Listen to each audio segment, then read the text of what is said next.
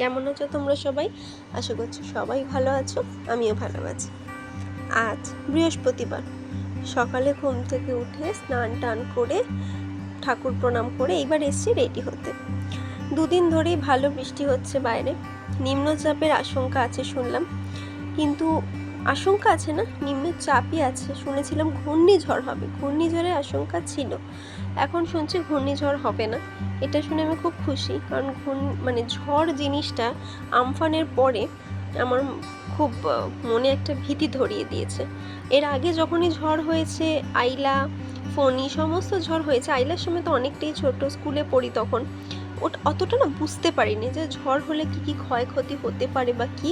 তখন কি ছিল, মা বাবা কাছে থাকলেই, ঘরের মধ্যে থাকলেই ব্যাস, আর কোনো কষ্ট নেই, সমস্ত কিছুকে জয় করে নিতে পারবো। কিন্তু এখন তো বড় হয়েছি, যখন আমফানটা হলো তখন বুঝতে পারি যে একটা মানে ক্ষতি, মানে কতটা ক্ষতি হতে পারে। শুধু আমি একটা বাড়িতে আছি বলে আমার কোনো ক্ষতি না হলেও অন্য মানুষের অনেকের ক্ষতি হতে পারে। সেজন্য আমি ঝড়টাকে খুব একটা পছন্দ করি না। বৃষ্টিও যে প্রচণ্ড হলে আমি খুশি হই তা নয়, একটা গরম পড়েছে, বৃষ্টি হোক ব্যাস। কিন্তু ঠিক আছে, নিম্নচাপ হবেই, আমার কথায় কোনো নিম্নচাপ আটকে যাবে না। তো সেই জন্য নিম্নচাপের জন্য বৃষ্টি সকাল থেকেই একদম মুখ ভার হয়ে আছে আকাশে। আমি তো ভাবলাম বেরোতে বেরোতেই মনে হয় হয়েই যাবে, মানে বাড়ি যেতে যেতে, এই অফিস যেতে যেতেই বৃষ্টি হয়ে যাবে, যেরম আকাশের অবস্থা হয়ে আছে। কিন্তু দেখলাম না, সেটা হয়নি। আর আমি দেখো হেঁটে যাচ্ছি না, আজকে টোটোয় উঠে পড়েছি। তার কারণ বৃষ্টি পড়েছিল, তো আমার একটা মিটিং ছিল। তো আবার ওই হেঁটে হেঁটে যাবো, যদি জামায় কাদা ফাদা লাগে সেই ভয়তে আমি আর হেঁটে যাইনি। কিন্তু দেখলাম রাস্তা, আমার বাড়ির সামনেটা একটু ভিজেছি, থাকলেও এই দিকটা অতটা ভিজে, অতটা কেন, একদম পুরোই শুকনো, কোনো অসুবিধা হতো না। ঠিক আছে চলো, আমার 10 টাকা যাওয়ার ছিল, ওই জন্য গেছে। আর এখন অফিসে এসে গেছি, এসে তখনও কেউ আসেনি। আর গোড়াদা এসেছিলো খালি, তো গোড়াদার সাথে বকবক করছিলাম। সবে অফিসে ঢুকে এই গোড়াদার সাথে বকবক করছি। আর ক্যামেরাটা চলছে দেখে মাঝে মধ্যে গোড়াদা ক্যামেরাটা দেখছে আর এক একটা কথার উত্তর দিচ্ছে। হ্যাঁ, গোড়াদার মুখটা কি কিউট টাইপের না?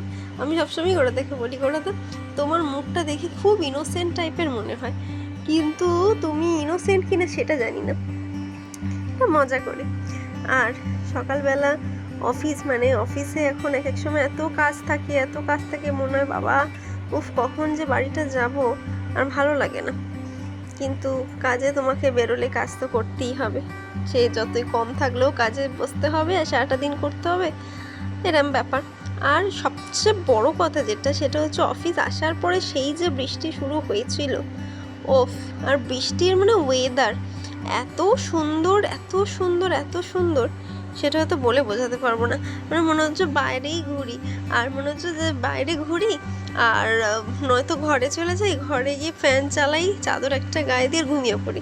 এই দুটোই আমার মাথায় ঘুরছিল, বিশ্বাস করো, আর কিচ্ছু মনে হচ্ছিল না। তারপরে বিকেলবেলা একটু কুন্তল এসেছিল, ওর একটু কাজ ছিল, আমারও কাজ ছিল, একই কাজ ছিল। আমরা ভাবলাম তাহলে একসাথেই বাড়ি ফিরে যাই। আর তখনও মাঝে মধ্যে আকাশে মেঘ কি বলতো, হালকা হালকা আছে, হালকা হালকা নেই, মানে অদ্ভুত, যেন মনে হচ্ছে আমাদের সাথে সাথে মেঘটা ঘুরছে, যেখানেই যাচ্ছে সেখানেই হালকা হালকা বৃষ্টি হচ্ছে। বৃষ্টি কিন্তু হচ্ছে না, কিন্তু ওই 1-2 ফোঁটা হয়তো পড়ে গেল।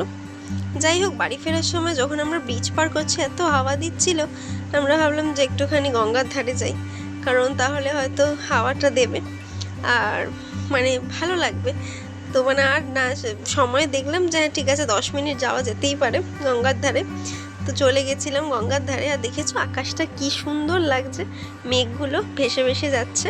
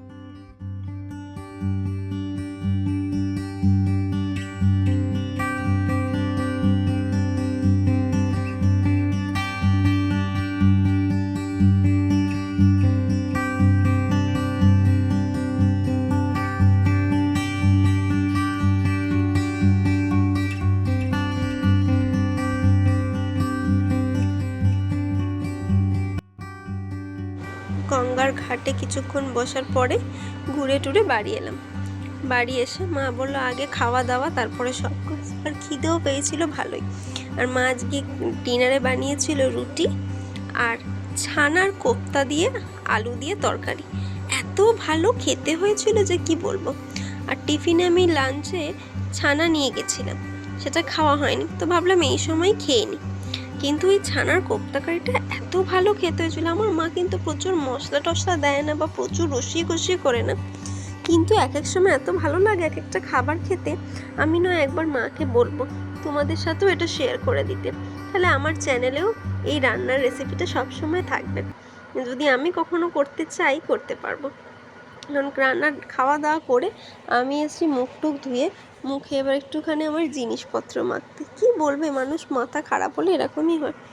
আসলে তখন মা তাড়া দিয়েছে আগে খেয়ে নে খেয়ে নে খেয়ে নে, খেয়ে নিয়েছি। খাওয়া দাওয়ার পরে এইসব কিছু। আর এখন দেখো আমি এটা একটা জিনিস বানাতে বসেছি। আমি এটা ইউটিউব দেখে শিখেছি। একটা অদ্ভুত জল খাবার, মানে আমরা তো জল খাই, কিন্তু জলের সাথে যদি কিছু এমন কিছু খাই মিশিয়ে যেটা আমার শরীরে উপকার দেবে, সেটা তো ভালোই। তো সেরকমভাবে এটা একটা জিনিস আমি বানাচ্ছি কিছু মশলাপাতি দিয়ে। আপাতত আমি 1 সপ্তাহ খাবো, এবং খেয়ে যদি আমি কিছু রেজাল্ট বুঝতে পারি তাহলে আমি তোমাদেরকে জানাবো। ভালো রেজাল্ট হলে অবশ্যই, যদি রেজাল্টটা ভালো না হয় তাহলে আর জানিয়ে লাভ নেই। হ্যাঁ, তাহলেও জানাবো, কারণ যদি কেউ ধরো আমার মতো এরকম ভুল অনেকেও করতে পারো। দুটো হতে পারে, নয় একটা যেটা আমি যে কারণে খাচ্ছি সেই কারণটা যদি ঠিক হয় তাহলে তো খুব ভালো, তোমাদের আমি জানাবোই অবশ্যই। আরেকটাও হতে পারে যে আমি যে কারণে খেলাম সেটা হলো না, বরং উপরন্তু খারাপ কিছু হলো, সেটাও আমি তোমাদের জানাবো। তার কারণ হচ্ছে ধরো এরম হতেই পারে যে আমি খেলাম, খেয়ে মানে অন্য কেউ, তোমরাও কেউ খাচ্ছ একই জিনিস, কিন্তু হয়তো সেই উপকার পাচ্ছ না, তোমাদেরও শারীরিক কোনো ক্ষতি হচ্ছে এটা খাওয়ার জন্য, তাহলে সেটা জানতে হবে। সেই জন্য আমি তোমাদেরকেও জানাবো যে কি হলো। আপাতত এটা বানিয়ে নিয়ে এবার আমি শুতে চললাম। তোমাদের সাথে দেখা হবে আবার নতুন দিন নতুন ব্লগের সাথে। ততক্ষণ অপেক্ষায় থেকো। জানি হয়তো কেউ অপেক্ষায় থাকবে না, তাও আমার বলতে ভালো লাগে, আমি বলি। আর ভিডিওটা কেমন লাগলো জানিও। ভালো লাগলে একটা লাইক শেয়ার কমেন্ট আর সাবস্ক্রাইব করে দিও। পাশে থেকো, দেখতে থেকো সেটার সাথে সারাদিন। আজকের মতো টাটা, দেখা হবে নতুন দিন নতুন ব্লগে।